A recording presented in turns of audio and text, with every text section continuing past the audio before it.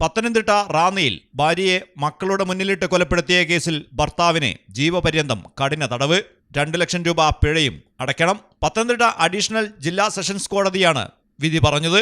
സംശയത്തെ തുടർന്നാണ് മനോജ് ഭാര്യയെ തലക്കടിച്ചു കൊന്നത്.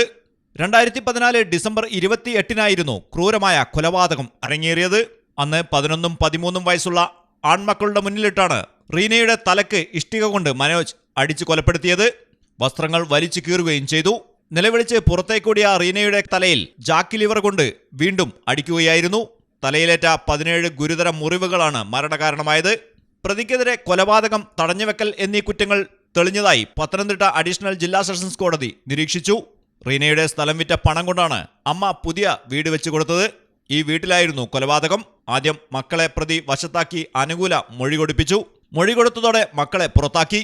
തുടർന്ന് മക്കൾ വിചാരണയിൽ കൃത്യമായി പ്രതിക്കെതിരെ മൊഴി നൽകി. പ്രതി മനോജ് ജാമ്യത്തിലിറങ്ങി പുതിയ ഭാര്യയ്ക്കൊപ്പം റീനയുടെ വീട്ടിൽ തന്നെ കുറ്റബോധമില്ലാതെ താമസിക്കുകയായിരുന്നു. മനോജ് കുറ്റക്കാരനാണെന്ന് കോടതി വിധിച്ചതോടെ മനോജിനെ കൊട്ടാരക്കര സബ് ജയിലിലേക്ക് മാറ്റി. മലയാളം ടെലിവിഷൻ, പത്തനംതിട്ട.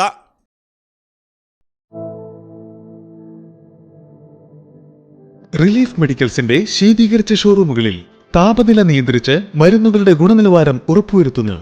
ലോകോത്തര ബ്രാൻഡുകൾക്ക് മികച്ച ഓഫറുകൾ റിലീഫിൽ മാത്രം.